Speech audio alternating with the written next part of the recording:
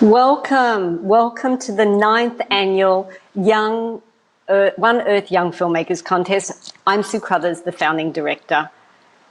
You know, despite the confinement and anxieties surrounding this past year, 149 students submitted films to the Young Filmmakers Contest, and once again, our judges had the daunting challenge of narrowing it down to just 10 winners. And I'm so excited that we can all be together today in this virtual space. Albeit virtual, I'm excited that we are in this virtual space so that we can share with you the talent and the passion and the unapologetic environmental messages from these young filmmakers who call upon us to save our wildlife, to restore our food systems, have compassion, address environmental injustice, and live in harmony. The One Earth Film Festival is unique. It's not just a film festival, but a call to action. We don't just invite viewers, we create doers to stand up, to speak out, and to join the movement and take action to heal the planet. And in connecting people to action, our winners choose a non-profit organisation whose work reflects the subject matter of their film. And we offer that organisation a matching grant to the filmmakers that matches the filmmakers winning prize. And our winners this year chose these organisations that you see on your screen now, and a few of which are actually featured in the films, and all of whom have joined us here today.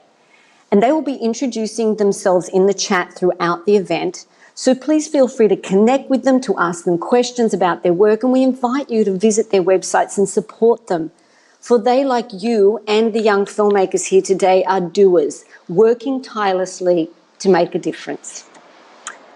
Now, this year, one of those organisations, Wild Ones, flipped our model on its head, and instead of receiving a gift, they are supporting a filmmaker by offering a special award, and it is our first ever environmental sponsorship award.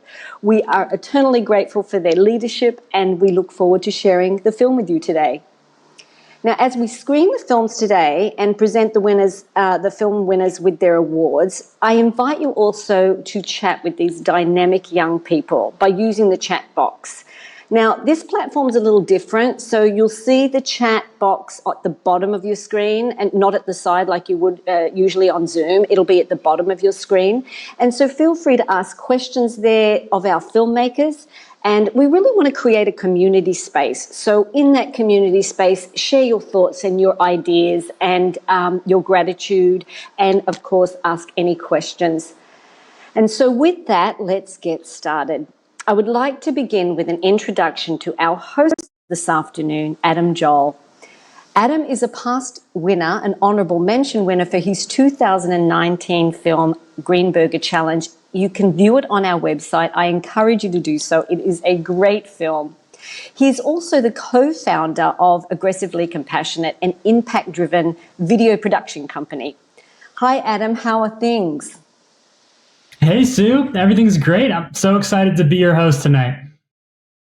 Thank you. And I am so excited that you have agreed to be the host today. And thanks for being willing to deliver the awards to these incredible filmmakers.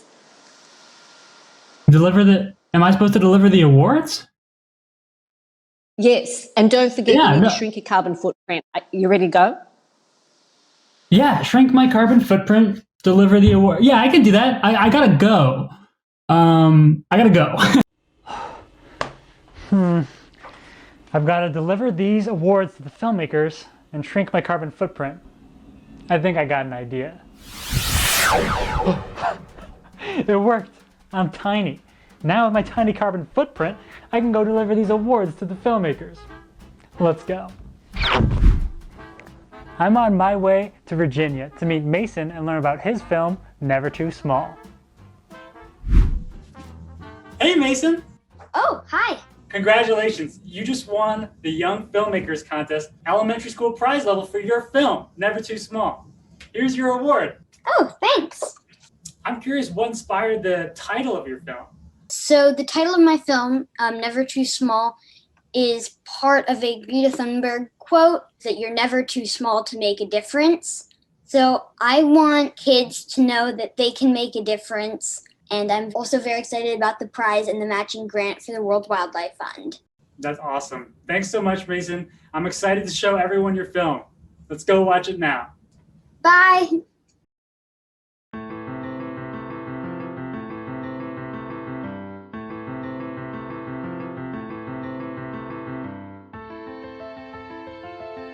You probably have heard about climate change, but might not know much about it. We kids should all look within ourselves for how we can do our part to help. I talked to the experts at the World Wildlife Fund in Washington, D.C. to learn more about climate change and how to help. So climate change is the idea that it's sort of this all-encompassing term. It's all driven by an increase in emissions of greenhouse gases, and that is leading to more warming. And because the Earth is warming, we then have, so obviously you have an increase in temperatures, but then you also start to see things like changes in rainfall patterns, changes in the timing of seasons. So climate change is kind of the term that encompasses all of that. It's not just global warming. Every day, there are more and more headlines about climate change. Flooding and forest fires are two of the biggest impacts we're seeing out there, and driven in large part, we think, by climate change. One of the big factors that leads to forest fires is drought. And so typically, what we've seen in the Amazon for the last couple of decades is when you have a really long period of drought, in the following few months, you really have an increase in the frequency of forest fires. Not only is climate change contributing to forest fires and flooding, but also to the warming of the Arctic. You'll see each summer we see that the extent of sea ice is getting smaller and smaller. The sea ice is retreating because the temperature is rising.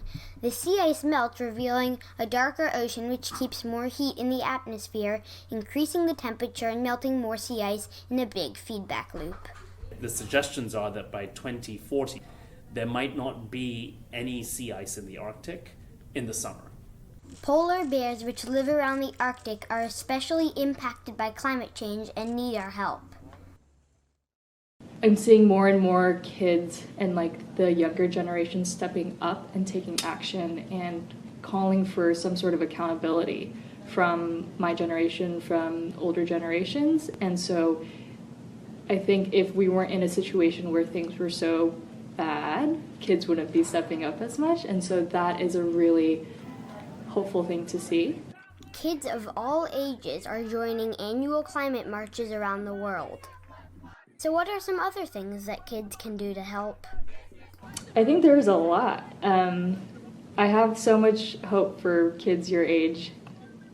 I think you have a lot of power in your voice. I think a lot of this generation has this ability to capture the attention of older generations in a way that maybe hasn't been seen in a really long time. I think that your generation is really important. Even in your own daily life, you can make a lot of changes, right? Just simple things like switching off the lights when you walk out of a room, saving water, reducing your consumption of things like plastics. All of these are really important steps that you can take. If you're at home and you see that your parents aren't recycling, you should call them out and say that no, that should go in the recycling bin. Or that no, why are we leaving the lights on? We should turn the lights off. Small things like that. There are a ton of little things you can do at your schools, within your communities, get involved with community gardens or recycling programs. There's a lot you can do. And I think it all stems from recognizing conservation and climate change affects multiple layers of your life. And so it's like, okay, what part of my life is climate change affecting and what can I contribute to that? It doesn't matter how old you are, what you do, where you're from, you have a lot of power in using your voice to see the changes that you want to see. And you've seen in this country that the youth really do have a voice. If they can actually do a big job in convincing their parents. Because if the parents, they might not listen to some stranger, hopefully they would at least listen to their children.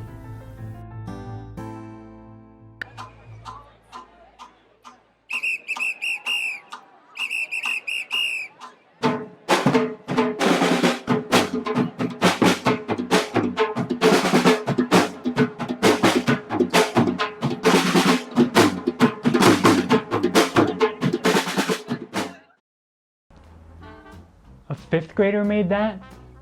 Jeez, I gotta step up my game. Let's check out the next film.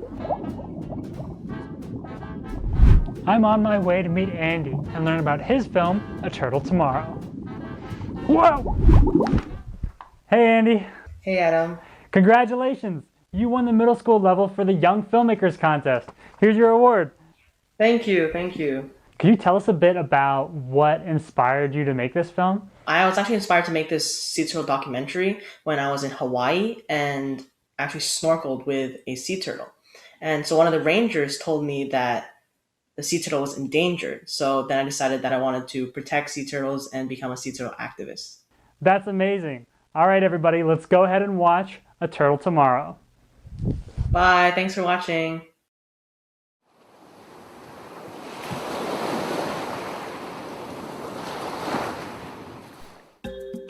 Hawaii.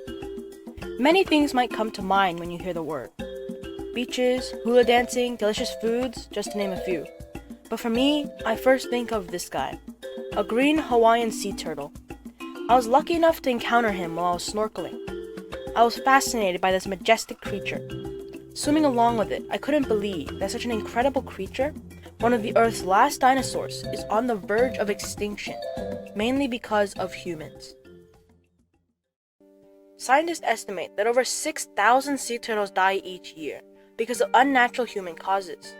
This is problematic as sea turtles are very important to the overall health of the marine ecosystem. So these are sea turtles that eat and graze sea turtle grass, so sea grasses.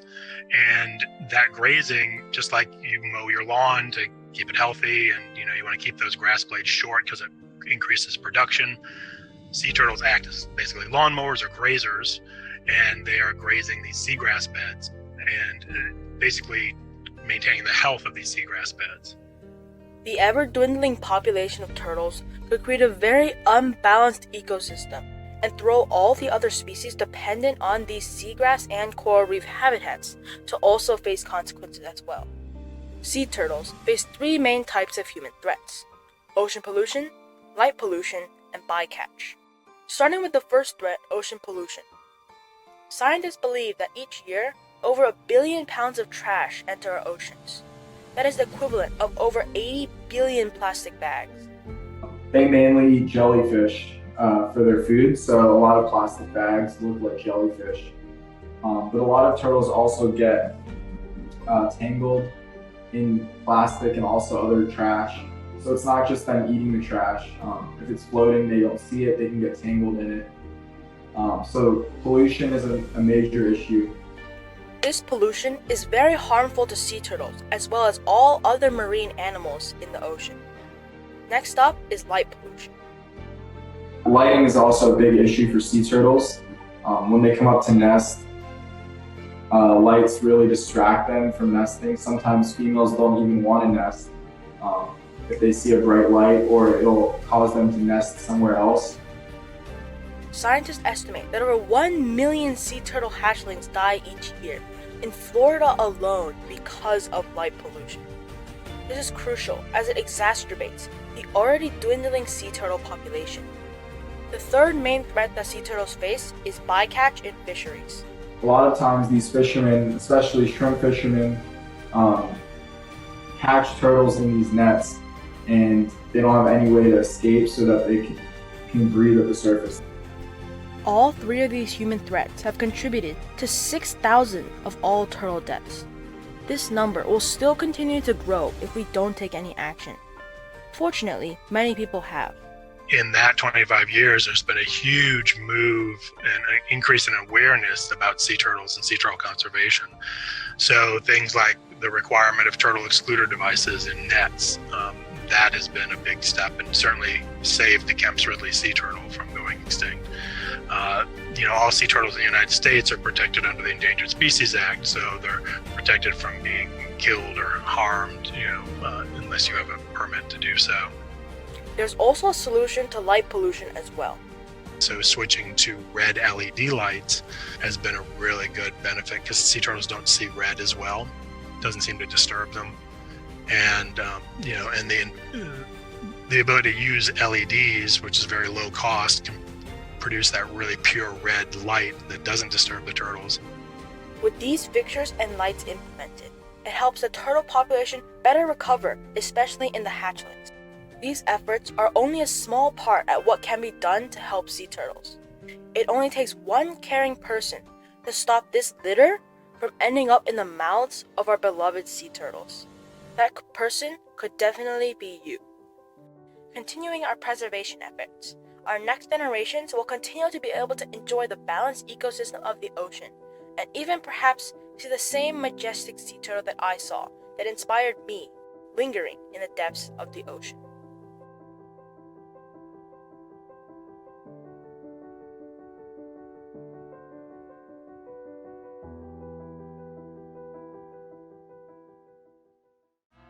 Wow, eating plastic does not sound fun. I'll be sure to leave nothing behind but footprints every time I'm on the beach. Tiny footprints. Let's watch the next film. I'm on my way to meet Shannon and talk about her film, Plastic Crisis, Our Oceans in Peril. Hey Shannon, Hi! congratulations. You won the high school level for the Young Filmmakers contest for the One Earth Film Festival. Here's your award. Oh my god, this is so awesome. Thank you so much. Congratulations, you earned it. What sort of message would you like to give people who are watching your film right now? I hope people will use less plastic and that they'll use their power as a consumer to pressure big companies to stop using plastic. And I also hope that they'll contact their members of Congress and the president and tell them to start taking the plastic crisis seriously, because recycling alone is not the answer. Wow, that's awesome. Thanks so much, Shannon. I'm excited to show people your film right now. Bye, thanks for watching. In an underwater paradise, a plastic nightmare. I'm going to tell you about a company. A huge, powerful company that's quietly doing something that affects every one of us. According to EarthDay.org, they are dumping the equivalent of one garbage truck full of plastic into our oceans every minute of every day. And they're getting away with it. In fact, not only is no one stopping them, but they are also projected to double that rate by the year 2030. And then by 2050, they'll double it again. We're finding plastic in the food that we eat, the water that we drink, even the air that we breathe. Outraged yet? Ready to picket outside their headquarters, boycott their products, and demand action from the president and Congress? Well, that might be a little difficult, because you're a part of that company. And so am I. That company is humankind.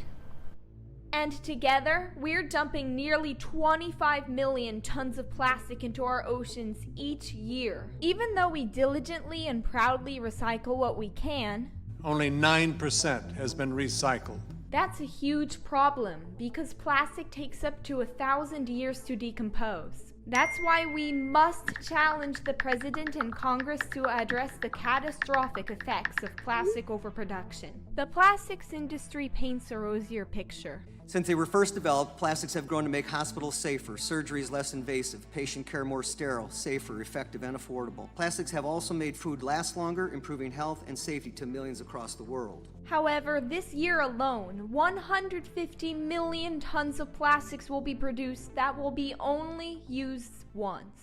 You've heard of that old saying, a moment on the lips, a lifetime on the hips? Well, it's more like a moment on the lips, several lifetimes on our planet. That's because that straw or water bottle or plastic spoon will likely last a lot longer than you or me or even our great-grandchildren. You see, plastic stays plastic. It might break down and become smaller pieces, but it's still plastic, and it's accumulating in our oceans. In fact, by the year 2050, it is estimated that there will be more plastic in the ocean than fish. We've all seen the horrifying images. Adorable baby turtles with straw stuck up their noses. Baby dolphins entangled in 50-year-old plastic nets. Seabirds strangled by plastic that once held together a six-pack. We have actually had animals come in who have ingested plastic, and we have seen them entangled in plastic. And while those images might tear at our hearts, it's the plastic in the ocean that you don't see as easily that is just as harmful. You see, plastic breaks down into microplastics, which fish mistake for food. One study discovered that if you eat seafood regularly, you're also eating 11,000 pieces of toxic microplastics each year. So microplastics, they cover a huge range of sizes, which is one of the things that makes them so worrisome. They are 5 millimeters down to, maybe the size of a virus. We can't even fathom what we are doing to future generations when we continue to allow plastics to flow into our oceans. So what do we do about it?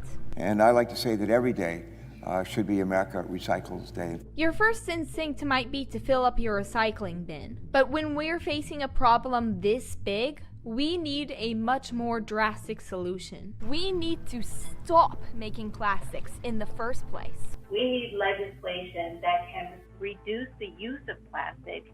We need to put money into technologies to come up with other materials that work better with nature. Well, we need to see federal legislation across the United States that is aiming to reduce the amount of single-use plastics that are being produced in our communities. Anna Wagner from Greenpeace puts it, think of it this way.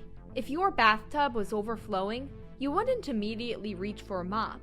You'd first cut off the water at the tap, the source, which is what we have to do with plastic production. You see, we've already got enough plastic on this planet to last us a good long time. We've created 8.3 billion metric tons of plastic since 1950. That's the equivalent of 25,000 Empire State Buildings. And while you and I are filling up our recycling bins with plastic, big corporations aren't purchasing enough of that plastic to make new products, because it costs more money to use recycled plastic than it does to simply make new plastic. So they're raking in the profits, and we're made to pay the price in the long run, with oceans filling up and microplastics on our dinner plates. I don't think it's worth it. How about you? Because remember that company I told you about? That company that's dumping all that plastic waste into the ocean? The good news is, you're not just a part of that company. You are on the board of directors. And so am I. And when we challenge the president and Congress to take action, we can change the direction of this company we're a part of, and the course of history. We know that we have to take on the plastic pollution crisis. Plastic poses a risk to human health. We are supported by the ocean. We need some legislation in order to help this crisis. Ultimately, comprehensive U.S. federal action is needed.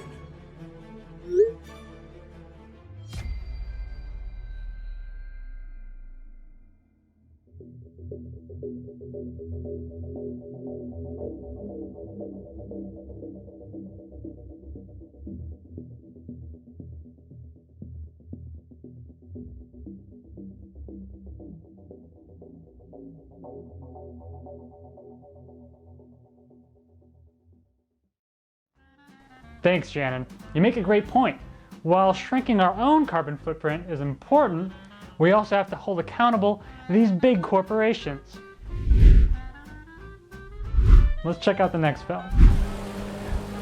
Time to talk to Lena Song about her film, A Home for Us All. Hi, Lena. Whoa, hi. I wanted to congratulate you. You just won the Wild Ones Environmental Sponsorship Award. Wow. Thank you so much. I'm curious if making A Home for Us All has affected your way of life or the people around you at all. Oh yeah, definitely. After I created this film, we actually started to plant new native species in our own lawn. The main purpose of creating my piece was just to reach out to as many people as I could, because a lot of homes have lawns, right? So just planting a few plants in your lawn can really make a big impact if everyone does it together. That's so cool. I've got a quick trivia question for you based on the topic of your film. So you're from Virginia, right? Yes. That's where we are now. My trivia question for you is this. Which of the following plants is not native to Virginia? Sunflowers, hydrangeas, orchids, or sneezeweed? And yes, there is a plant called sneezeweed. I would say hydrangeas. Close. The correct answer was orchids are not native to Virginia.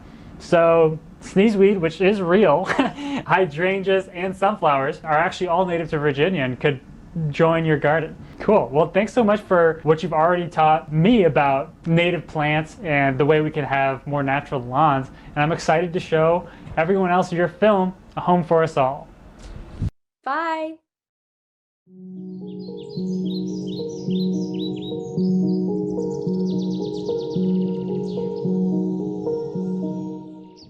It is a fine morning in Meadowlark Forest, Virginia.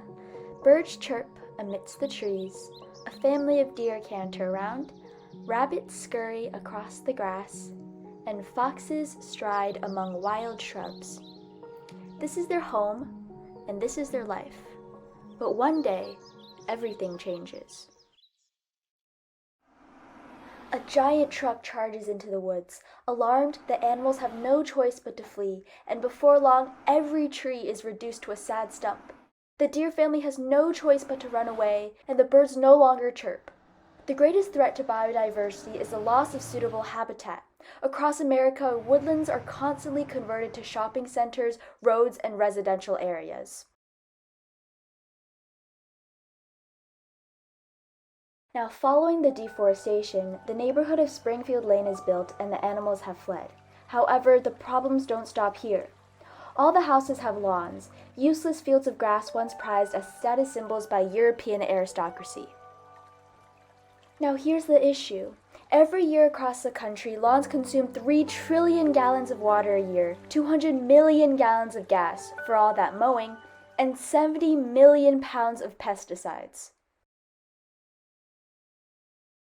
During the holiday season, Springfield Lane is decked out with inflatable animals and Santa Clauses. On Christmas Eve, our handsome stag comes back in hopes of returning with his family. To his confusion, however, he sees an inflatable plastic reindeer propped up on a lawn.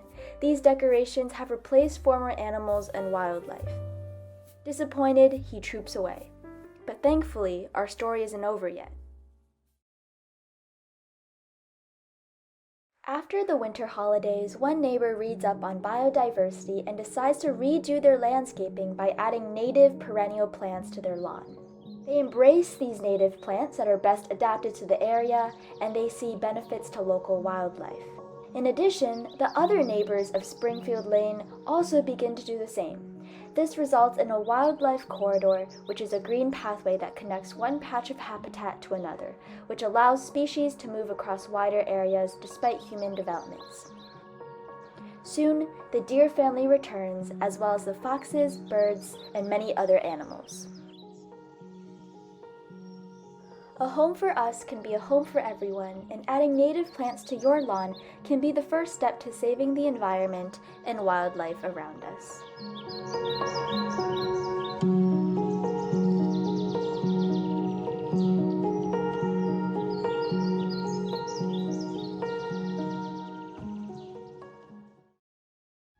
That was awesome, Lena. I love how you took the environmental movement and showed us how it's literally right in our own backyards. Let's check out our next film. Hey, I'm on my way to talk to Zach, Alex, and Flynn, a filmmaking team who made the film Eyes, which is all about transporting pigs to slaughter. Hi, Zach. Hi, Alex. Hi, Alex. Hi. Hey. Congratulations. You won the college level for the Young Filmmakers contest. Here are your awards.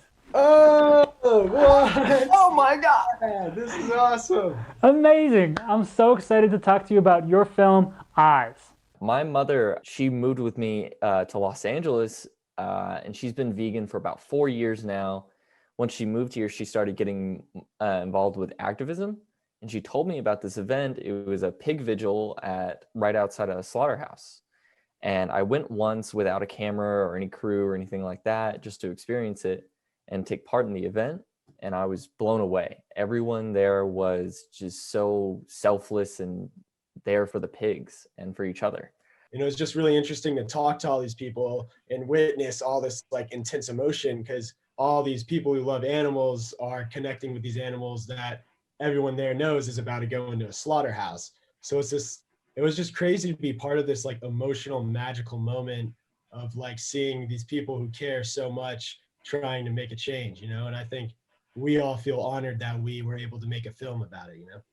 Whether you decide to be vegan or not, I think it's really important to know what's going on. And whether because of that you make the decision to change your diet or change your lifestyle, I think it's just important to be aware of it and educate yourself about it, because it really changed my perspective on where my food comes from. And when I walk in the grocery store and look at the meat section and I see, the name of the slaughterhouse that we were on like a neat, clean package, it just sort of like shifted my worldview a lot. Yeah, and I also have a lot of respect for anyone who's trying to eat a little less meat. I feel like there's no real word for that, like there is vegan, vegetarian, but I think just eating less is also like a great call to action for anyone watching at home.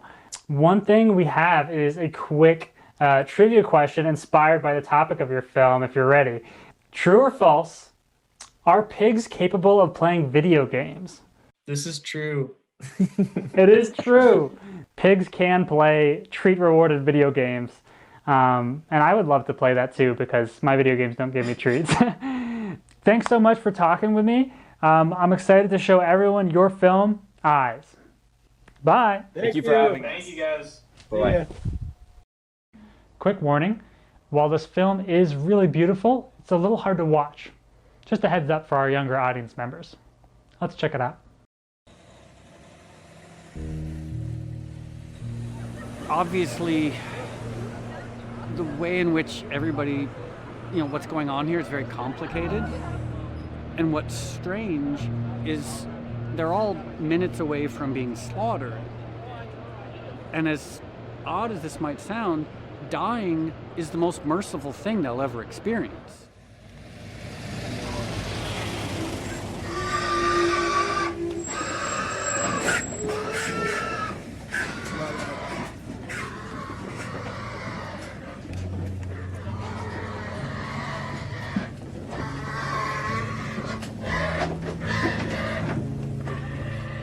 So we're here to bear witness and to share their stories, to share the footage, to give them water, and to give them a little bit of compassion before they're killed.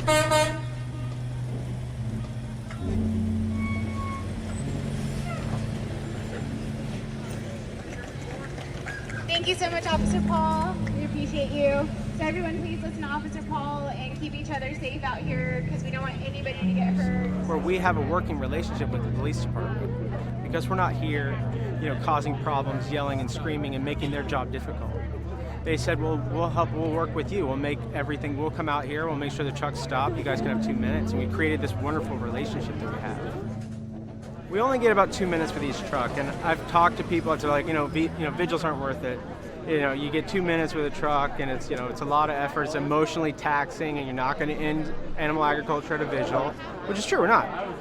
But the reason we're here is to offer those 2 minutes to those animals, and to us, 2 minutes may seem small and insignificant. Like, imagine how big those 2 minutes are. These people have the biggest hearts of any group I've ever met in my entire life. So I love these people, and we're here every night because not only for the pigs, but for each other, because sometimes it gets more overwhelming for us to be here, and you need to rely on your friends. It was just so inspiring to see so many people out here for so long in inclement weather, whether it's super hot or cold or rainy. And it's just very motivating to see this much love out here for the animals and trying to show support. For anybody new, we throw up the peace sign to truck drivers, workers, cars passing by to show that we're here with compassion. That's our main reason here, is to have compassion and give love to the pigs. We're not an aggressive movement. So we're here, we put peace symbols just as a reminder to people to know that we're here with compassion.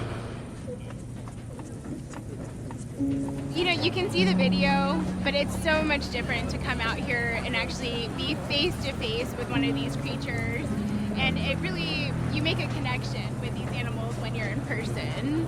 A lot of them, you can see that their spirit is just broken. We don't know how long they've been on the road. We don't know how awful it was for them, because they've never been on a moving vehicle, crammed in there, because they try to get as many pigs as they can in there. So there's over 100 pigs on each one of these trucks.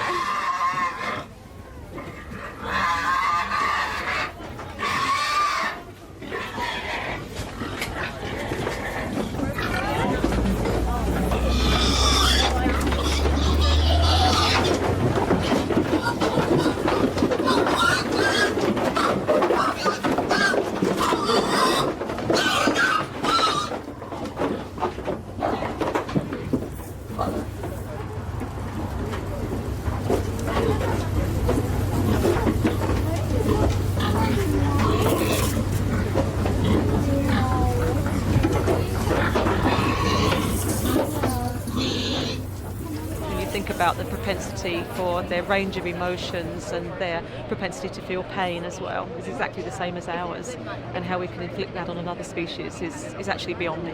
I mean, they just have such incredible intelligence and forgiveness as well, and I think that's the thing that saddens me the most, that these are animals that if you put them in a different environment, they behave completely differently when they're taken out of their fear and out of their suffering, and they're so ready to forgive the human species.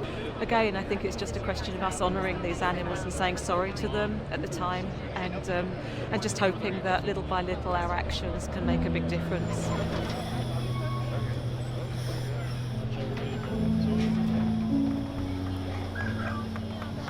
It's really interesting. There's a real interesting power here because you're giving water to an animal that can't be saved, and it's going inside and will be slaughtered within hours or less. And I think there's a strange power with making eye contact and being this close as I am to your camera. Back up, please.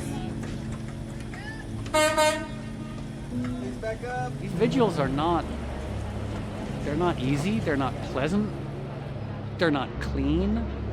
Here comes a truck. And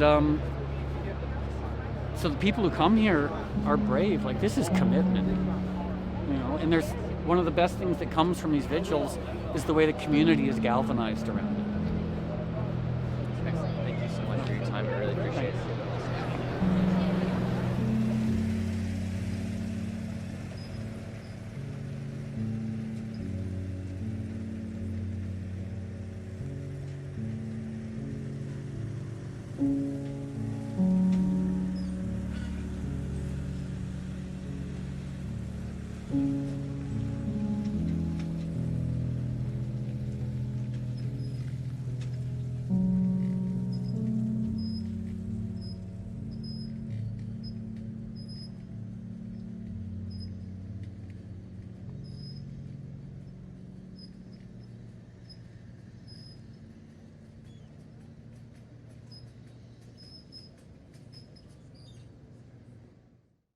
That was really powerful. Leaves me with a lot to think about. Let's check out our next film. I'm on my way to meet Ariel and talk about her film, The Very Hungry Ducky. Hi, Ariel. Hi, Alan. Congratulations! You won the postgrad level for the One Earth Film Festival's Young Filmmakers Contest. Here's your award. Thank you so much. It's beautiful. Can you tell me a little bit about what inspired your film? In high school, I volunteered at the zoo, and I learned just a lot about animals and their behaviors and everything. And then we create so much trash in the world, you never realize how much trash you throw away every day, and how that just goes back into the environment and everything. Yeah, that's a great point. All right, here's your trivia question. Mm-hmm. No wrong answers, but there are wrong answers. Here's your trivia question. Which of these foods is worst for a duck? Oats, peas, bread, or snails? I think it's bread. It's bread, that's right. For some reason, we all throw bread to ducks, but it's not actually good for them. Yeah, but in general, it shouldn't feed wildlife. It's not just whether or not the things you're feeding them are healthy or not, but it's encouraging behaviors that you don't want to enforce. So you don't want to enforce animals coming closer to humans. So you're saying I shouldn't go to the park and feed snails to the ducks? Yeah, I would say no. I do think this is a film that will be in our memory for a long time. So I'm excited to show everyone The Very Hungry Ducky. Hey, just popping in again to say that this next film is really sweet, but the ending could be a bit hard to watch. Just keep that in mind. Let's check it out.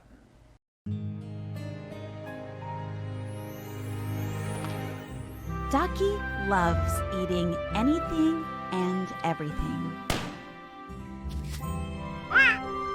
Every day, he ate Slurpee snacks, crunchy snacks, and juicy snacks.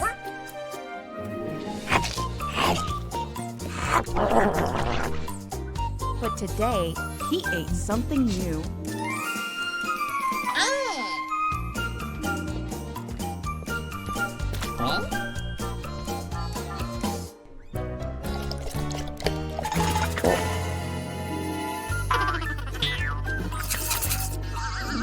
And he loved it so much. He ate more sugary snacks, greasy snacks, and unusual snacks.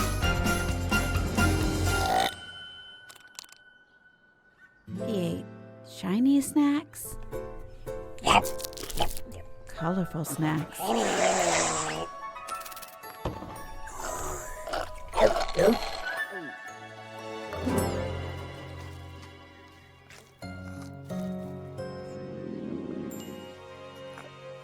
dusty snacks,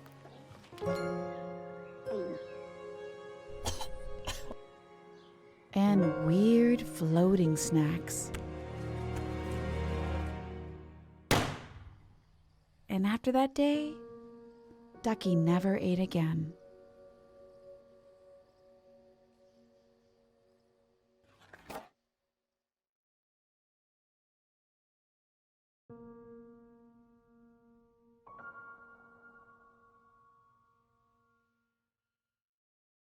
Wow, I am never leaving plastic on the ground again. Nice job, Ariel. Let's check out our next film. Clean air and clean water are necessities that we don't have equal access to. To learn more about this, I'm headed to Nathan to talk about his film, Environmental Racism. Hi, Nathan. Oh, hi. Congratulations, you just won the Sally Stovall Award for the One Earth Film Festival's Young Filmmakers Contest. Here you go. Thank you so much. I'm excited to talk more about you and your film, Environmental Racism. Could you tell us a little bit about what inspired this film, especially that metaphor of weaponizing the environment or an invisible war? People have a really hard time connecting a really big concept and idea that has many facets and many problems with it to something that is actually fixable. And so like if you had a broken engine, you'd be able to take apart that engine, find the broken piece, and replace it.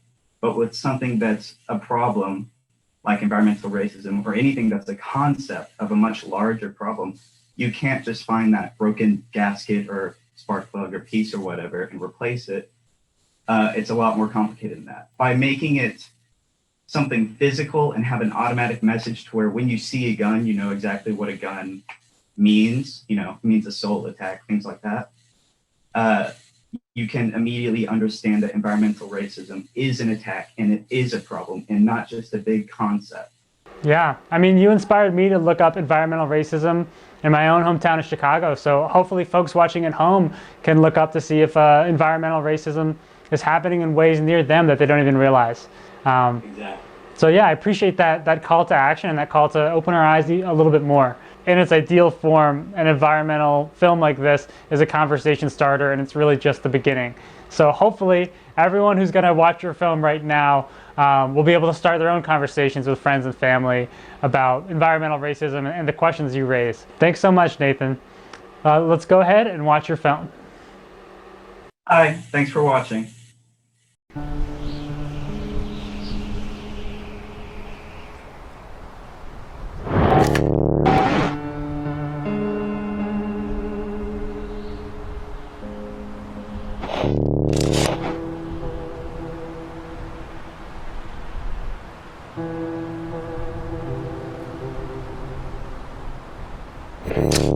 How can you tell that a war is being waged if the ammunition is invisible? By looking at the victims.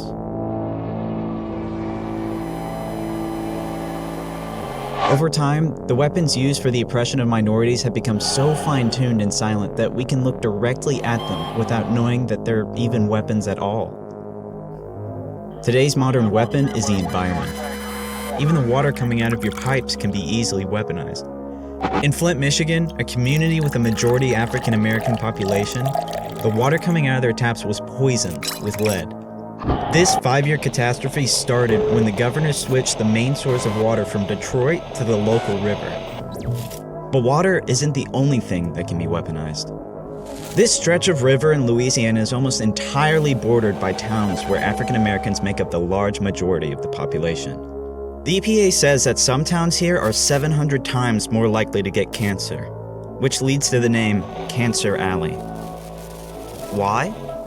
That 85-mile stretch between Baton Rouge and New Orleans is what nearly 1 million people call home. But it is also home to hundreds of facilities that are known to spew carcinogens into the air, spreading cancer to many extremely poor African American communities. This isn't an accident, it's an aerial attack. But these are just 2 examples. Nationwide, minorities consistently suffer from the brunt of the effects of pollution. Right outside the homes of people of color, power plants are dumping waste into the environment. Despite only making up 13% of the US population, 39% of people living within 3 miles of a power plant are people of color. Pollution isn't just an environmental issue, it's a human rights issue too. Imagine growing up in a place with air so toxic that you need a gas mask. How is it even possible that not every American has access to drinkable water, despite being one of the most advanced countries in the world? It's not just that we're destroying the planet with pollution, it's that the people who see this pollution every day on their way to work or school have to deal with the negative health effects the most. This is environmental racism.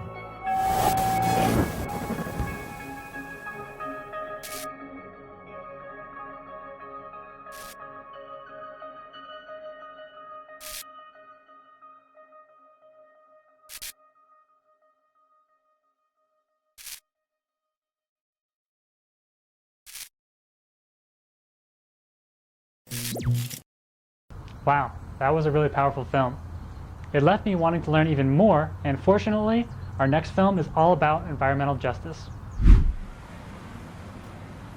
I'm on my way to meet Alon to hear about his film fighting for environmental justice, the health crisis at the US-Mexico border.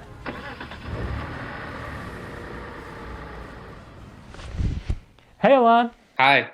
Congratulations! Your film just won the Sally Stovall Award for Activism.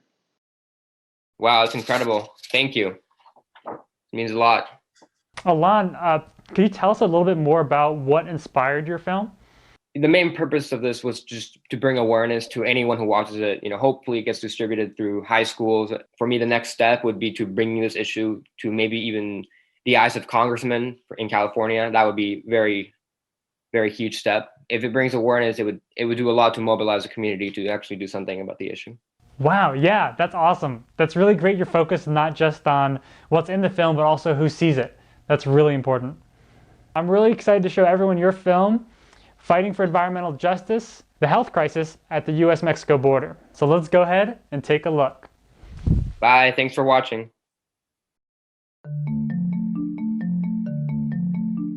The San Ysidro port of entry in Southern California is the busiest land border crossing in the Western Hemisphere. Last year, according to the US Bureau of Transportation, roughly 14.9 million vehicles, as well as 1.6 billion worth of goods, cross back and forth every day. However, the residents of San Ysidro, which is 93% Hispanic, have not felt the economic boom. The region is home to almost 70,000 people who live below the federal poverty level. Per the San Ysidro School District, nearly 1 in 3 students are homeless. Many residents are also worried about the port of entry's impact on their health. Crossing vehicles sit in traffic for up to 2 or 3 hours, idling exhaust into the immediate area. Children are forced to breathe this polluted air, which studies have directly linked to childhood respiratory issues. Idling is when a vehicle is stopped. It's the motor's running, but it's stopped. It gives out higher emissions than as if it were running on the freeway. There's higher asthma rates in San Ysidro. What do? The federal government has a border right in the middle of this community.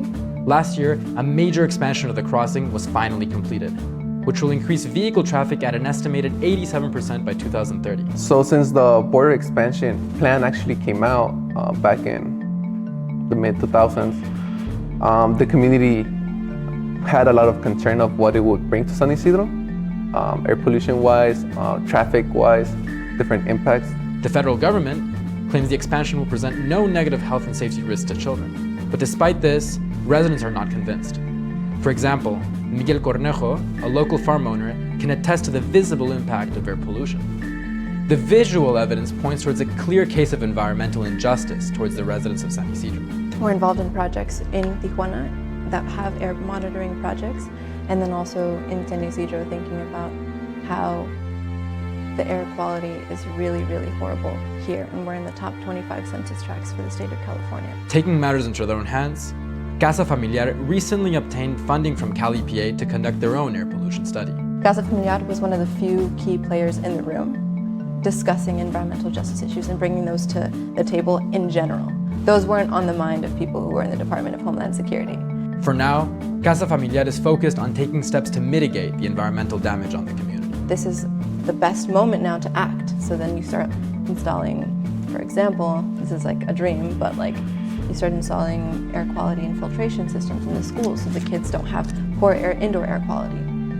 You make sure that the kids don't go outside when there's a fire burning, because if you have asthma, that will exacerbate your asthma. And so it's about connecting the environment to the health and wellness of the community, which is already the core mission of Casa Familiar.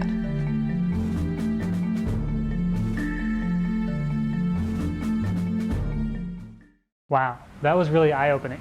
Speaking of health issues, our next film is called The Homo Sapien Virus. I'm on my way to meet Andrew Wang to learn about his film, The Homo Sapien Virus. Hi, Andrew. Hi. Congratulations. You just tied for the animation level of the Young Filmmakers contest for the One Earth Film Festival. Here's your award. Oh, thank you. So excited to learn more about your film. I was inspired a lot by the pandemic. So we're in like quarantine, right? And we're all kind of complaining about how the virus is ruining our lives. But I realized that aren't we kind of like hypocrites for ruining and taking advantage of like the earth for our own sake? Yeah, I think you definitely help us empathize with Mother Earth since we're all experiencing a virus of our own. All right, Andrew, I've got a quick trivia question based on the topic of your film, which is about a virus. This question's about healing. Mother Nature has a couple ways of healing itself after a fire. Which of these is true? A, certain pine cones only open in a fire to release their seeds. B, wood ash is actually a great fertilizer. Or C, all of the above? Well, it's probably C, all of the above. That is correct. It is C. So hopefully if Mother Nature can heal itself after a forest fire, us Homo sapiens could be a little bit less of a virus and more of a healing force in nature. Well, we'll try our best. All right, awesome. So excited to show your film, The Homo Sapien Virus. Bye.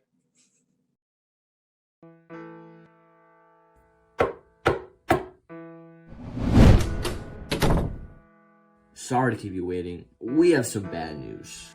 I understand you've been feeling sick for a couple of centuries. You say that you're unable to breathe, feeling like you're smoking even though you're not. These are very serious respiratory problems.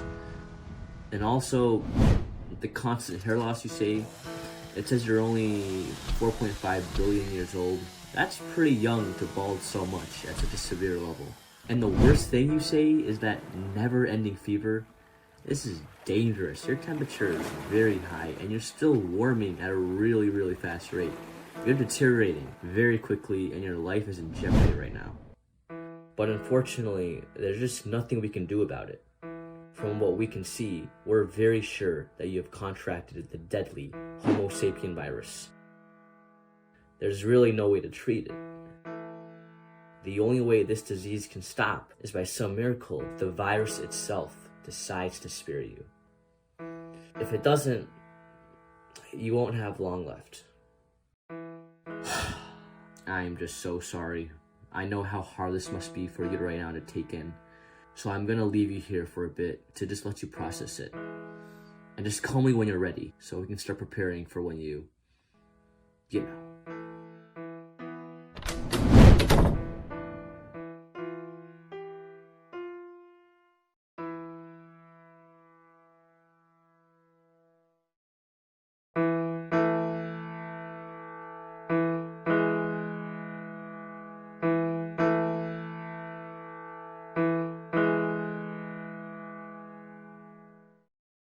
I am impressed. I did not know viruses could get any scarier.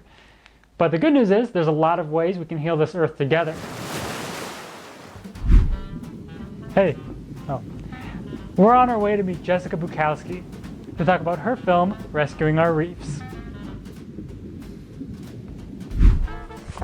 Hi, Jessica. Oh my gosh, hi! Congratulations, you tied for the Young Filmmakers Contest Animation Award. Oh my gosh, thank you so much. No problem, you earned it. These goggles are my roommate's, he uses them for cutting onions. Anyways, I'm excited to learn more about your film. So I wanted to make a film that expressed the urgency of coral bleaching and the coral bleaching crisis, but I also wanted to leave viewers with a positive hope of coral farming.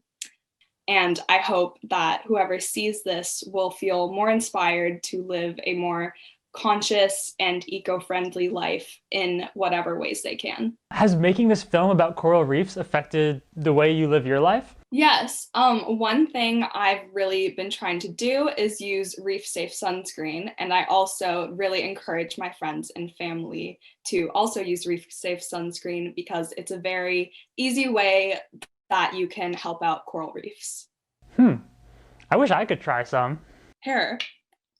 Whoa, thank you. Oh my God. Oh, thank you. I really appreciate it. All right, I actually have a trivia question for you based on the topic of your film. You ready? Okay. Coral reefs are a stationary animal, so they've developed a lot of chemical defense systems. True or false, coral reefs can help cure cancer? I'll say true. That is true. Researchers have used those chemicals that coral reefs have built up to defend themselves, and they've used it for treatments for cancer, Alzheimer's, and a bunch of other medicines. So helping the reefs helps ourselves too. Wow, that's amazing. Oh my gosh. Yeah, the health of the environment all goes hand in hand, I guess. So thank you for that sunscreen sample, because that'll eventually turn into medicine somehow. Of course. Let's go ahead and show our last film of the night, Rescuing Our Reefs. That's weird. Normally when I duck down, I change places. Bye.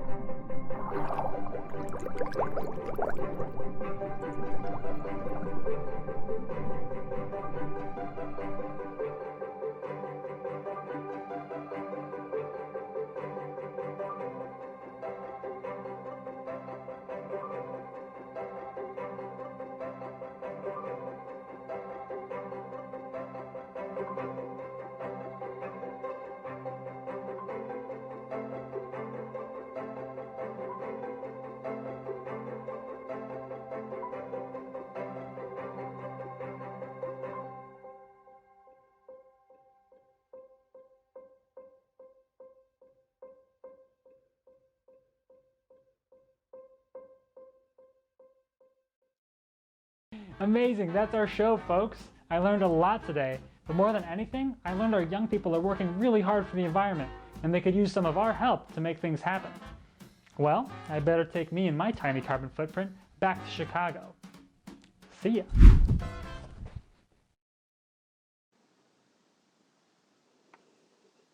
Wow, Adam, thanks. That was great. I so appreciate your dedication to delivering the awards and with a small carbon footprint. A very small one. Well done. Thanks so much. Well done. Thanks for thinking on the fly too, or to float, or running around in that little muffler thing. Thanks so much. It was great. And thank you all for joining us today and celebrating these young filmmakers.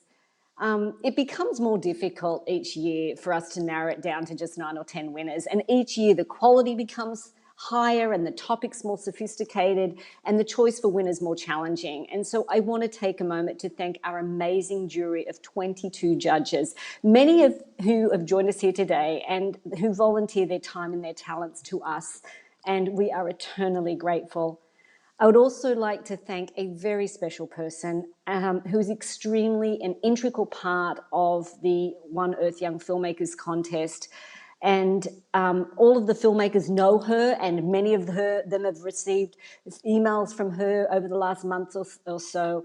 Lisa Files not only keeps the wheels on this environmentally friendly bus, she tirelessly works with many hats for the festival. She is my wonderful co-chair, and the contest would not exist without her. So thank you, Lisa, for all that you do and for who you are. And a big thank you to Adam, Joel, and Corinne Chapman of Aggressively Compassionate for producing today's award event. Thank you both very much. And one final thank you to Dick Alton for raising the funds to honour Sally with our very special Sally Stovall Awards. Thank you so much, Dick. And the One Earth Film Festival is celebrating its 10 years of inspiration. It's been an amazing week, and we still have 4 screenings remaining over the course of today and tomorrow. So please join us. You can register for free tickets on oneearthfilmfest.org. And here you can also make a donation. We are a non-profit, and so your help can help, your support and help can help us continue to lift the voices of inspiration. The organisations chosen by our filmmakers also need support. So if you really want to take action, please help them also in the collective healing of our planet. And now, before we leave this virtual space, I would like to leave you with one final note, and that is that the Young Filmmakers Contest mission is to uplift the youth and their voice of inspiration. And so we also ask for you to take a moment and complete our survey, because we want to hear from you and elevate your voice. And thank you so much for coming. We hope you enjoyed these short films by these talented young people. Be well and stay safe. Thank you.